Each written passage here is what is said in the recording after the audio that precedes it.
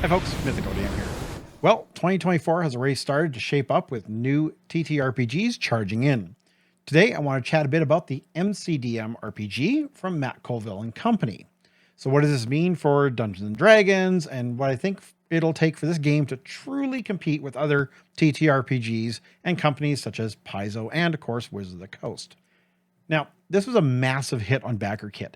It raised over 4.6 million USD with over 30,000 pledges. That is totally insane.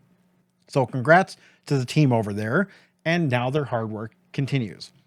The expectation is that this will be completed and in the hands of players within about 18 months, according to the latest update from their backer kit. And yes, I did pledge for the player's guide and the monster guide PDF. So once we get to see more information, I will definitely share that as well. Now they say they aim to have this playtest out this year. So what do we currently know? Well, first, this is going to be about 18 months before people have the finished product in their hands, and that puts it around June of 2025. Now, this was stated in the backer kit information, so this should not come as a surprise to anyone. Now, MCDM has stated that we should be seeing working progress in about 6 months, with most of the game fleshed out at that time. So this will mean revisions and testing, etc., leading up to the final product.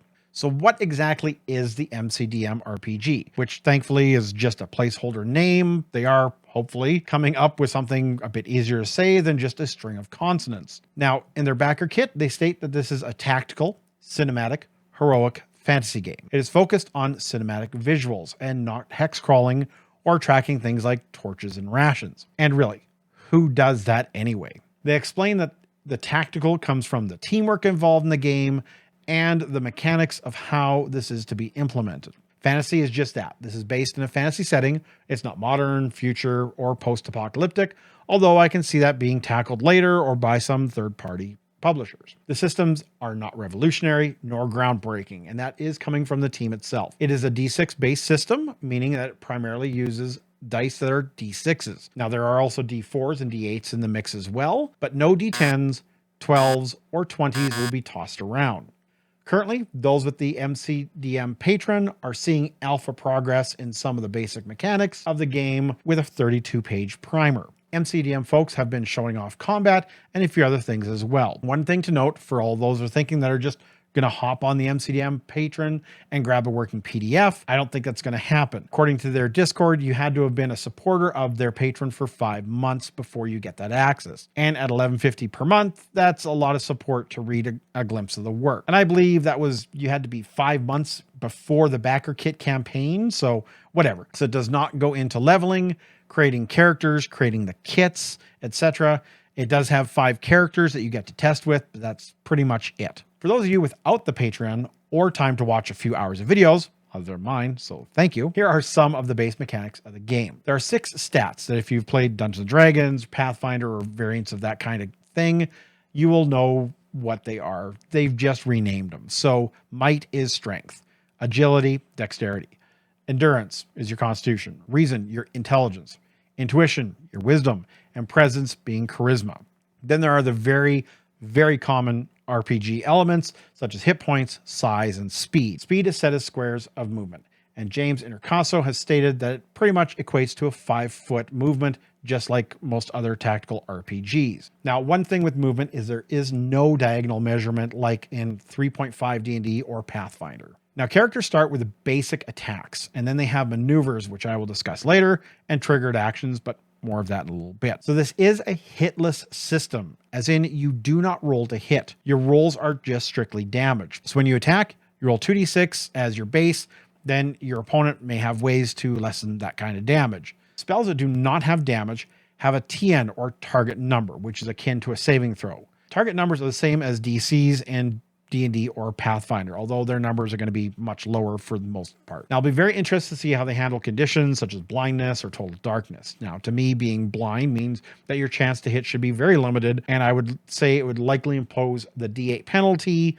on any damage in this no-hit system. Now, I'm super on the fence with about this always hit rule. I understand it takes away a set of dice rolls, but in my experience, there's tension and drama when it comes to rolling to hit or to save, etc. Removing this, to me, removes some of the excitement of the game. I do understand that in a clutch situation, it absolutely sucks to roll a 1 or a pair of ones, but it's also amazing in that same situation to roll a nat 20, or in Pathfinder hitting that target number by more than 10. The one criticism that I do need to point out is on their backer kit, they state, you cannot miss. No more wasted turns, no more burning resources on spells, only for your target to save. Now that last part isn't exactly true, because if the spell doesn't not do damage, opponents do get saves against the effects. On the Character Sheet YouTube channel, they ran a combat with James Intercasso, who is one of the lead designers for MCDM. One of the goblins in the first round had to cast a spell, and Peter had to roll a save for it, which succeeded, and there was no effect, so there is that to consider. Characters are not built with an ability score like D&D, no 15s, 16s, 10s, 8s, whatever, but with a modifier like in Pathfinder Remastered. So in the example, Tactician, you start with 3 might and 3 reason. Then you give 2 stats a score of 2, and the last 2 get a score of 1. And those are your bonuses for ability checks, damage, etc. Health seems to be a very large pool, which makes sense if you're connecting with every attack. The Tactician starts with a 38 plus endurance, so likely a 40 at level 1, and it increases by 8 plus endurance every level. They're also, their example of one of their monsters at level 1 had a whopping 180 health, so that is a large chunk.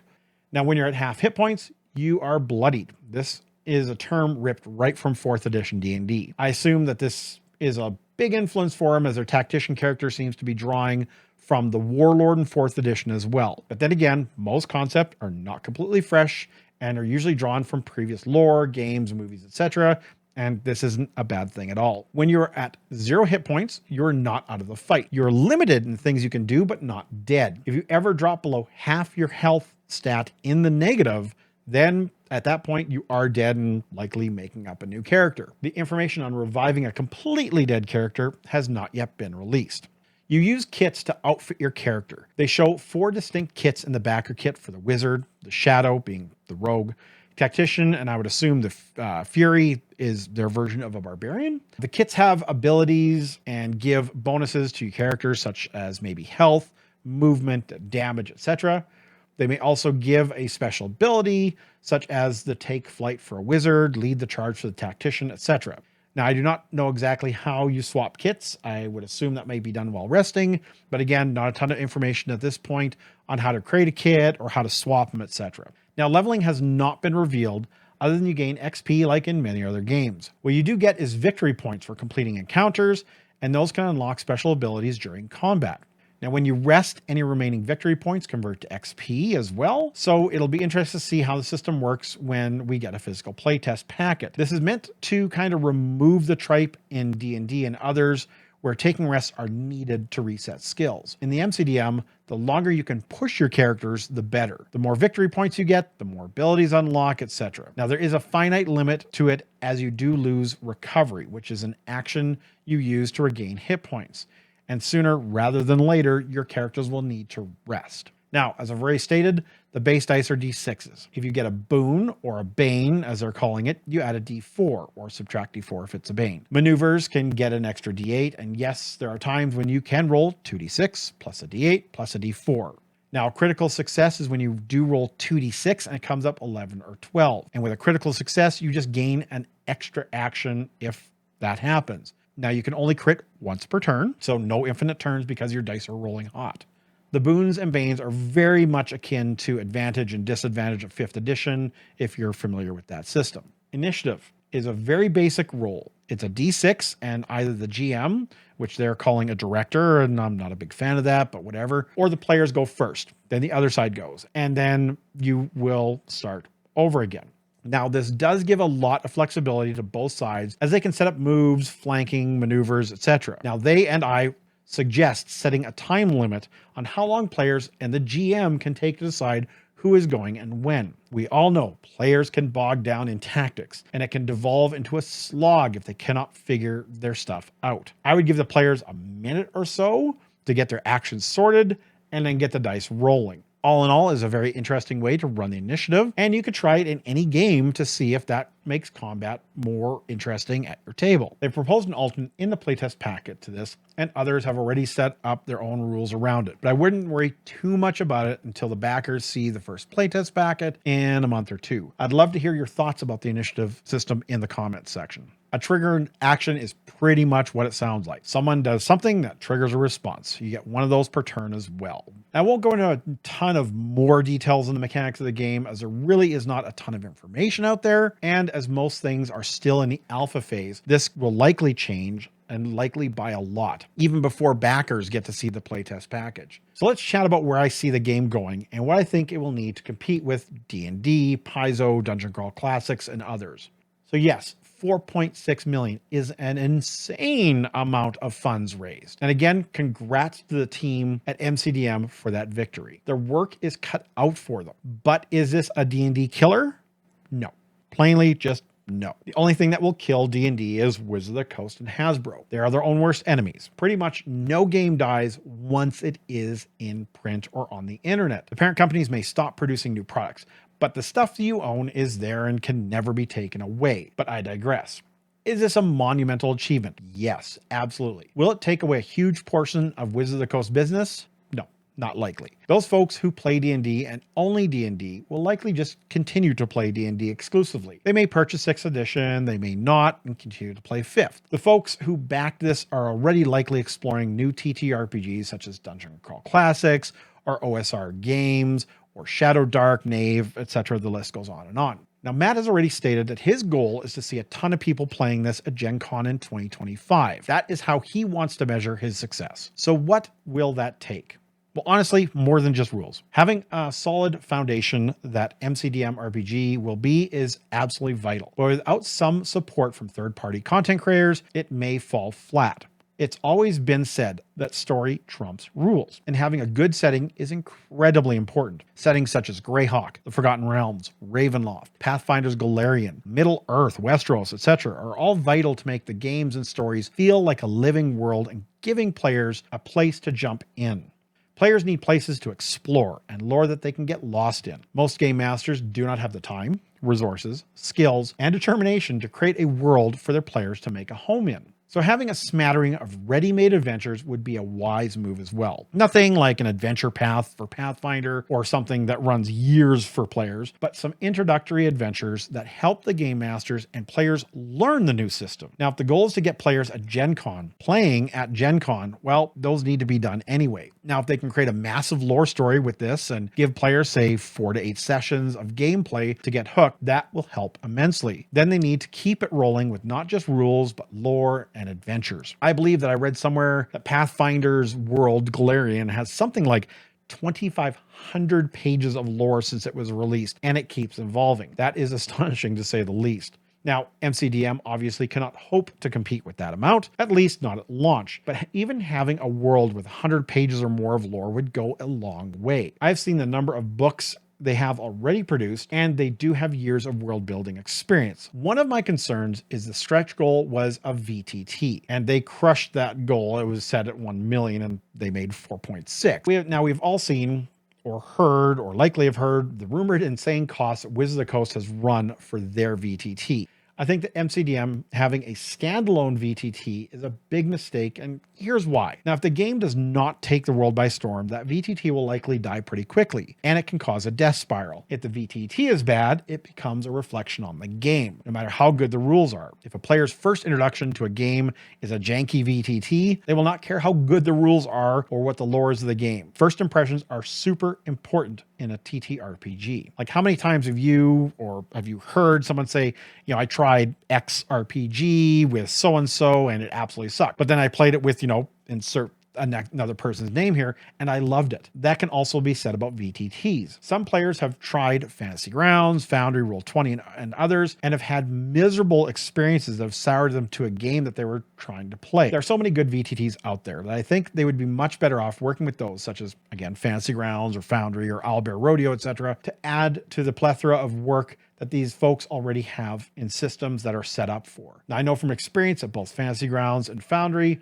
are very versatile with which game systems can be added to them. And let's be honest, if a game is using an open rule license, which this has been bantered about for MCDM, anyone who can program for the above VTTs will likely just do so anyway and will ignore the MCDM VTT altogether. If MCDM goes the subscription service route, which I very highly doubt with their VTT, then people will call them greedy or worse. And VTTs must be maintained. They're always in development. There always needs to be folks looking after the servers if that is an option available.